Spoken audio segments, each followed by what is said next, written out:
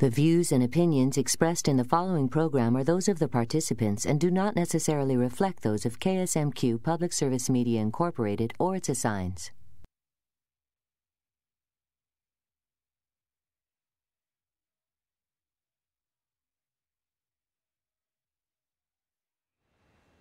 Federal health care reform isn't the only thing changing patient care today. Several new models of care are evolving and starting to change the fundamentals of how patients are able to obtain access to physicians and providers. The Austin Medical Center in southern Minnesota is one of the facilities helping to lead one of these new models of care. Today, we are joined by health leaders to talk about patient-centered medical homes. I'm Sean Riley, and you're watching Health Connections.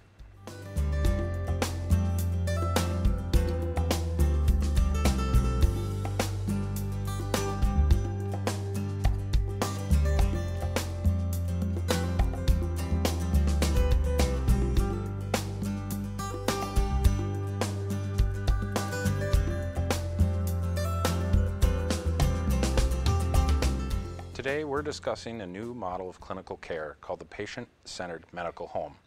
Joining me from Austin, Minnesota are our guests, Dr. Carol Holtz and Ms. Joan Broers.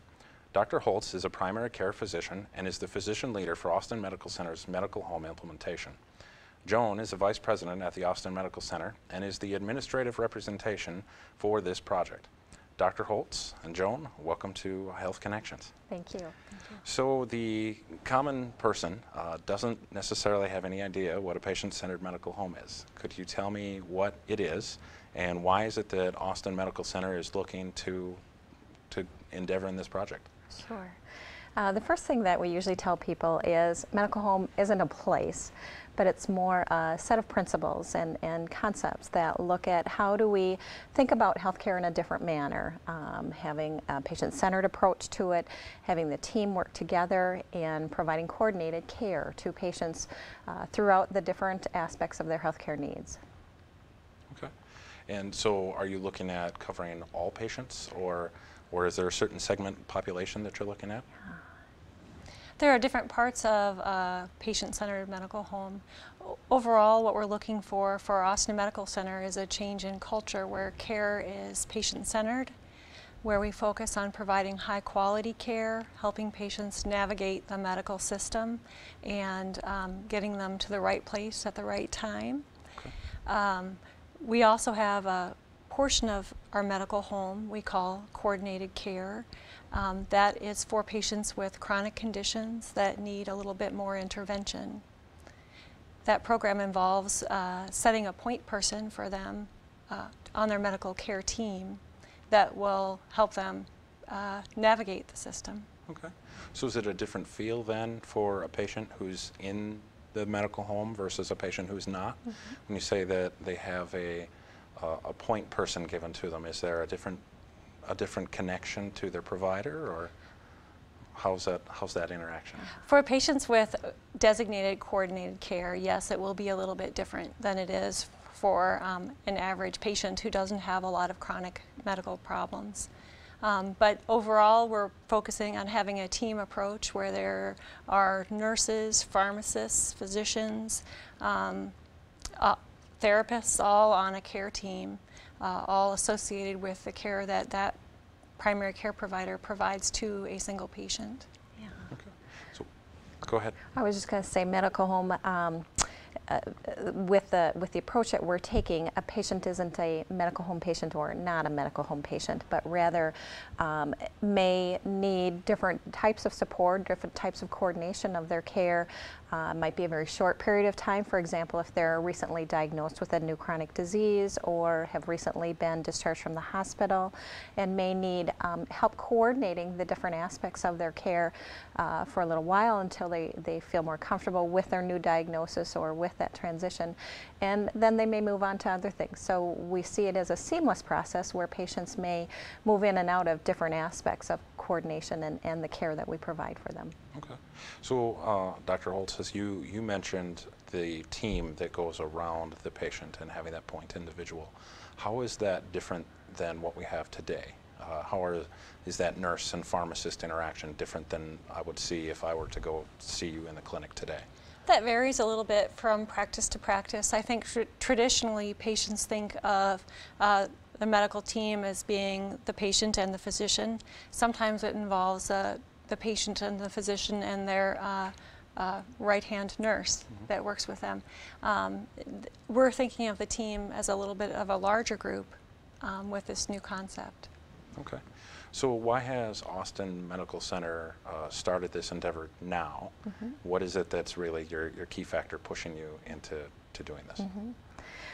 I think the concept of medical home tied very well to our mission, our vision as an organization to provide the highest level of care that we can for our patients, and helps us to only build on that relationship that we have with the patient and really help coordinate that care for that patient throughout that. Austin's a community that is pretty stable from a population perspective. There isn't a lot of transition in and out of the community, so the population's fairly stable. And we have great working relationships with a lot of businesses in the community to look at how we can partner with them and their employees to improve overall health and wellness for the entire community. Okay. Now, as you talk about the partners in the community, you're also, Austin is also partnered with Mayo Clinic, the Center for Innovation. Could you talk about what the Center for Innovation or Mayo Clinic Center for Innovation really brings to the table for here? Great. You want to start? Sure. The Center for Innovation actually approached us, and Mayo Clinic approached us about trying to get the medical home initiative started. And it's got to be a good feeling. Yeah, it is nice. It is fun. It was a nice invitation, and it's been wonderful to look at doing this. And they've participated with us by pushing us a little bit along the way and getting us going, but also in offering us help with evaluating our community to see what the needs of the patients in our community are. They collaborated with us, and we had a cultural anthropologist come do some in-depth research in our community about the sorts of things that patients in our community feel like they need and how they feel about their health care, what is working well and what isn't working well for them. And they presented us with some results that I think are quite interesting. There are a lot of resources in our community that patients can use that help to improve their health. And medical care is only a small part of what makes a patient healthy. There are a lot of other ingredients that go into the to whether or not a patient feels healthy, and those were some interesting things for us to learn about the patients that we serve. So bringing in a cultural anthropologist, is that something that every medical system does? Yeah. I mean, that sounds a little unique. Is that specific to this project, or is that a part of a bigger idea too? Yeah. I think it was a wonderful resource that we had access to through the Center for Innovation that allowed us to explore the community and the health and wellness in the community in a different manner than some other areas around the country have been able to do at this point. So it was a very wonderful opportunity for us to look at things a little bit differently. Okay. We have a relatively captive patient population here in Austin. Almost all the medical providers in town are part of our group. And so that means almost all the patients in Austin who get medical care here in Austin are taken care of by a member of our group. So that creates a real unique situation for us to be able to affect an entire population of patients. And that raises our ability to raise the bar with respect to what we can do with a medical home, and to basically take it to a whole new level in how we coordinate care. Our goals are to improve the quality of the care that patients receive, to improve the value by reducing the cost of medical care, but also to improve the entire population health for the entire community. When you say lowering cost and population health and patient-centered medical home, Center for Innovation, so all these type of things, I think people get very excited about that from not only a local aspect from it, but from a national aspect. The thing that always seems to come back, though, is will the payers, will those insurance companies and those state governments, will they pay for these services. Is that something that you're having to deal with right now? What position are we in on a payment basis? Right. Currently, the state of Minnesota is actually working through the Minnesota Department of Health to look at concepts within medical home, primarily the care coordination functions within medical home, to pay for these types of services, because they do see the value in what care coordination can provide for patients. There's good demonstrated results in decreased rehospitalizations, for example, decreased ER visits, because the patient feels more comfortable, more knowledgeable about their new diagnosis or new medications that they're taking, and have a go-to person or a point of contact for, as an individual, that they can go to if they have questions, and may feel more reassured with that relationship as part of that healthcare team to talk with a nurse or an individual that's helping to coordinate their care. Okay, so better clinic-based, ambulatory-based outcomes are lowering cost on a hospital-based setting. Correct. Okay, so in your case, and in the Austin Medical Center's case, or my case as well, I guess, in the Austin Medical Center's case, there is an integrated clinic and hospital environment.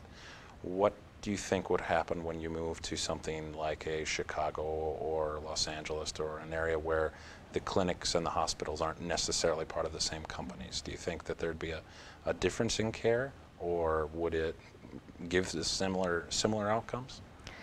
I think that's part of the beauty of medical home, is there isn't one definition and one set of specific criteria or aspects that you apply, and then you have a medical home, but the principles or the concepts need to be applied to the organization, to the population that they're serving, and really identify how best to approach implementing a medical home type of model with them.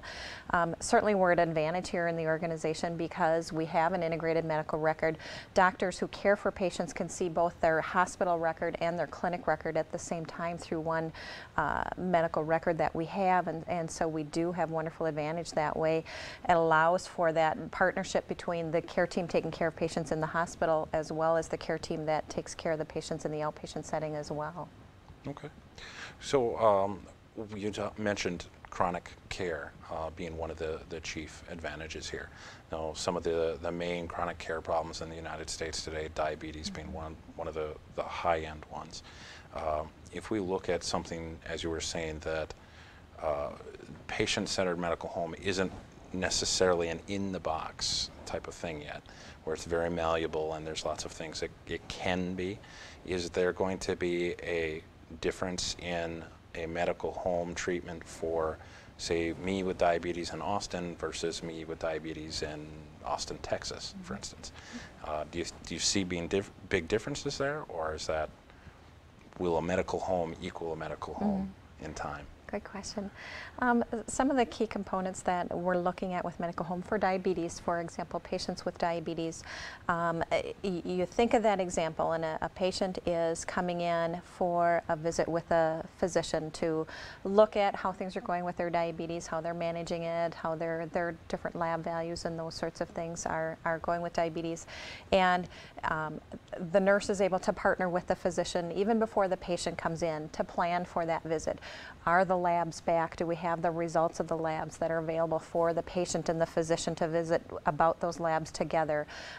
Do we have a complete and up-to-date medication list so we know exactly what types of medications the patient is on, if they're on different types of insulin and the doses and those sorts of things, so that information is there. So doing a lot of work to prepare for that visit for the patient, so it's an efficient opportunity for the physician and patient together to interact.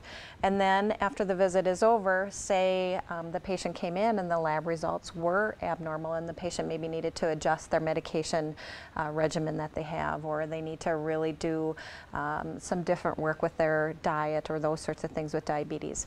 That's where the care coordination comes in. We have an RN that could meet with the patient, talk with the patient, possibly even visit the patient in their home to assess how things are going in the home environment for that patient, because diabetes doesn't just happen in the medical center. It happens very much in patients' lives. And so how do we look at that component as it relates to diabetes for that patient, to look at, are there things differently they need to do in their home environment, or perhaps need to be connected with a dietitian at Hy-Vee, or perhaps a social group in the community related to diabetes to help that patient better understand diabetes. So it's really looking at the full coordination of care through all aspects of their lives for patients, not only just at the medical center, but in their day-to-day lives as well. Great. So, Dr. Holtz, as you are admitting patients into this model, are you seeing patients be very receptive to it? When Joan mentioned maybe a nurse coming into their home and those type of things, and being kind of a different feel than maybe we've had for a long time in healthcare in the U.S. Are patients receptive to that? I believe so. Patients want to feel well. They want to be well and be able to help the people who rely on them every day. And it's very empowering for patients if we teach them and help them and coordinate with them and promote their management of their disease, which is, and we're incorporating patient perspective, patients in our planning. So we're trying to design this around truly what a patient needs. So you're creating an empowered patient, really, exactly, in a way that probably hasn't happened before. Yeah. We have a great recent example. There is a patient that currently is working with one of our nurses on care coordination, and as part of the care plan that we've put together for this patient who happens to have diabetes, is this individual, instead of coming to the emergency room, which was a traditional pattern for them, if they had concerns or they didn't quite feel well, they'd go to the emergency room. They would call our nurse first, our nurse care coordinator, and talk with them about how they're feeling, types of symptoms, before they would make a trip to the emergency room. And this patient agreed to do that and called recently our nurse to talk with them about the questions that they had before they came in, and avoided an ER visit because of that. And the patient was very, very thankful for that opportunity to have a go-to person to talk with before taking the time to make a visit to the ER. I can say that my wife, for instance, she absolutely loves that option, to call someone and ask those questions before flying into the ER and getting your $500 copay or $100 copay or whatever it ends up being that day. So I think that's a great aspect. Yeah. Another part of that will be to educate the patient, so they also have some tools. If my sugar is high, I need to try these things first. If my sugar is low, we need to adjust this way. And over time, we hope that patients will begin to learn those things as well. So it will be, I anticipate a process where patients will graduate when they understand things well. Right. Yep. So you've talked about the patient-centered medical home being different in different places, and kind of walk through the ability of how that care is happening within Austin. Is there a certification body that is going to say, this is a medical home and this is what the minimum expectations are? And could you speak to that a little bit? Yep. There's actually a national body that provides certification on a national level, as well as the state of Minnesota. They have put together a certification process through the Minnesota Department of Health that identifies various criteria or different aspects of medical home that they want to ensure are incorporated into it. The common principles are the key ones: that it's patient-centered approach to care, that there is coordination of care not only at the medical center but outside of the medical center as well, that there's better access to care and to the healthcare team for patients, which may include use of email or use of maybe the internet to communicate with providers in the healthcare team versus traditional coming in to have a visit or calling to ask a question. It's important to have the physician as the leader for the healthcare team to help oversee all of the components of care for the patient. So if you've got those basic principles in place and processes around to support those principles, it's appropriate to go forward and get certification. And for the state of Minnesota, what they're looking at is the requirement to be certified before you can actually receive some of the care coordination patient payments that the state is going to be offering. Okay. So the state will offer payment. They will. So that's a good thing. Yep, their hope is to start in July. Good. So on a national basis, so you're looking at Medicare, Medicaid will also be paying. So Yep. Not only will this be a benefit for the patient, but it'll actually finally give some capacity for medical systems to take this on. Correct, So, great. yeah. So you mentioned communication via email and those type of things. So what aspects as far as e-health have you started to incorporate into your project? Social media, Facebook, Twitter, those type of things. What are some of those that you've done, and some of them maybe you're looking towards in the future? Well, we're just beginning to explore some of those now, and an early project that we're starting to look at, for example, is the option of having a Facebook page for patients with diabetes to go to as a central source and a network opportunity for them to come together in that way. We're looking at possibilities of patients are pretty familiar with checking their blood pressure at home and perhaps bringing in a log of that blood pressure reading, or perhaps calling in with some of those blood pressure readings. But can we develop a mechanism where the blood pressure machine would electronically transmit those readings to the provider, or to even the electronic medical record, to be able to transmit that directly rather than writing it hard copy and transmitting it that way. Lots of potential opportunities there. I don't think there's one solution and one size fits all. Certainly does not apply in this case, that it's going to be a menu of potential options that might be out there, and explore with the patient what makes sense and what's comfortable for them. Okay.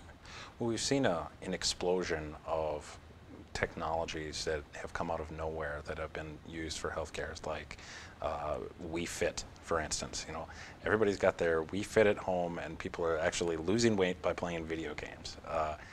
Is there anything that you guys are seeing on the horizon, something that maybe is just coming out of nowhere as far as technology that people could be interested in the future? Any thoughts there? I've actually heard some things about Wii Fit and the possibility of some software connections there too, as well, to be able to transmit exercise programs and that sort of thing to the provider at the medical center. You know, some really creative ideas of monitoring weights at home and transmitting them, perhaps monitoring fluid intake and transmitting that. A lot of home monitoring types of tools and equipment that potentially are on the horizon for patients. Again, to allow that patient to best manage their overall health and wellness themselves in their home or wherever their setting is, to be able to do that and not have to think of only being able to get all of that care and all of that work done at a medical center. Okay. Well, Dr. Holtz, we have a question for you specifically from Twitter, actually, speaking of social media. But an individual from Twitter would like to know if you see the hospital as being able to help leverage a competitive advantage over other sites. In this case, the Austin Medical Center doesn't necessarily have a close competitor here, being that everyone within 200 miles is a Mayo Clinic facility of some sort. But would you see that medical home would give you an advantage, and do you think you'd want to partner with hospitals, or would they be something you'd want to let the patient handle that partnering?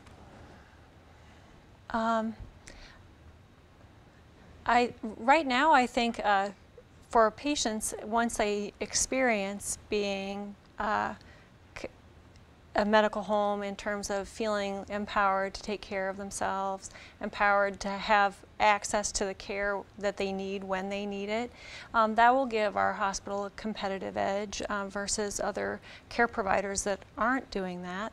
But I'm not sure of other, we hope to collaborate with other hospitals and clinics. Sure. This is not something that we would, hold out on sharing. We would like to collaborate with other people, see what they're doing, and share what's successful for us. Okay. As a provider, what has been your favorite part of this new model? What has really been that wow factor for you? I see some great value in having care coordination for patients who have multiple medical problems, who have difficulty managing their care solo when they're flying solo, and having that care coordination up and running and working effectively and efficiently will be a wonderful experience, I think, when patients have the opportunity to experience that. Okay.